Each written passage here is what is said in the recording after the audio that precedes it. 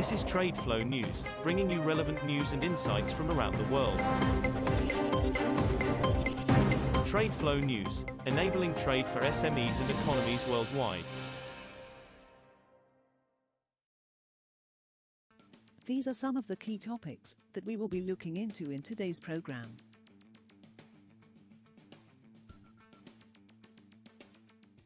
First, let's take a look at the overnight headlines which are impacting the commodity markets. OPEC Plus is leaning towards a resumption in oil output increases from April, 3 OPEC Plus sources said, as the group prepares for peak summer demand and price strength is bolstered by tensions over U.S.-Iran relations.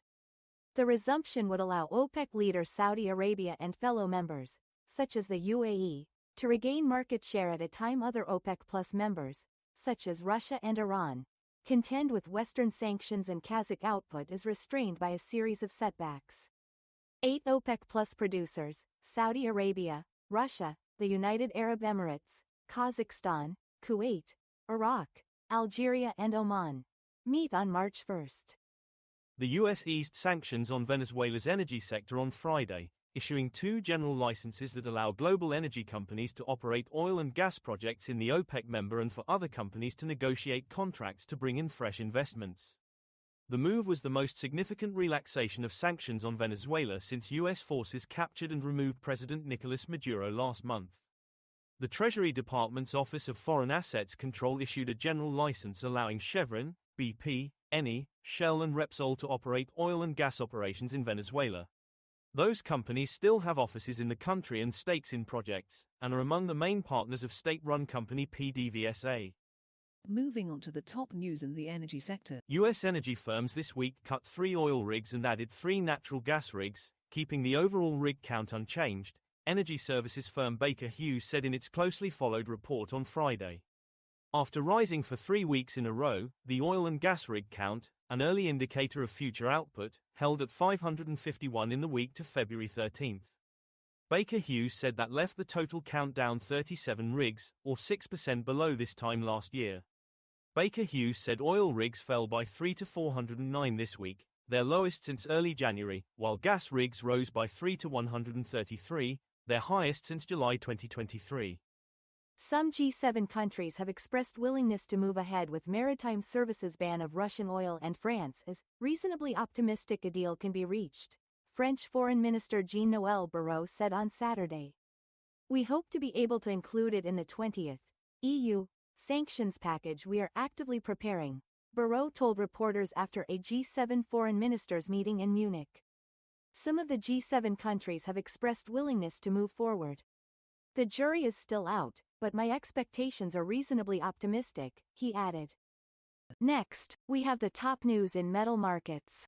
U.S. President Donald Trump plans to scale back some tariffs on steel and aluminum goods, the Financial Times reported on Friday, citing people familiar with the matter. Officials in the Commerce Department and U.S. Trade Representative's office believe the tariffs are hurting consumers by raising prices for goods including pie tins and food and drink cans, the FT report said. Voters nationwide are worried about prices, and cost of living concerns are expected to be a major factor for Americans heading into the November midterm elections. Copper stocks on the world's 3 biggest metal exchanges have exceeded 1 million metric tons for the first time in more than 2 decades, as an inventory build due to soft demand in China adds to recent stockpiling in the United States.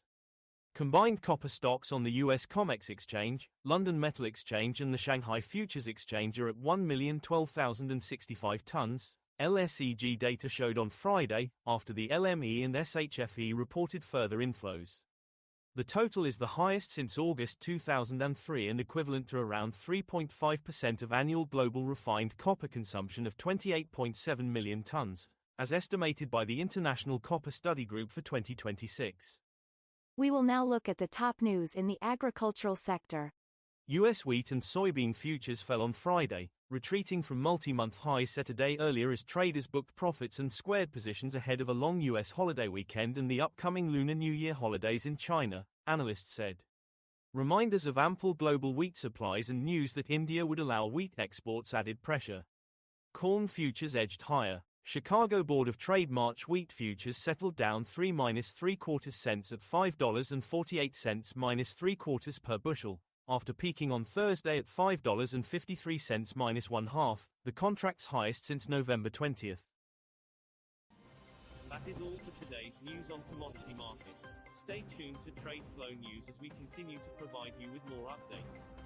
We also invite you to follow us on Twitter at TradeFlow News, which allows you to watch our program on your mobile device or desktop to receive information from there.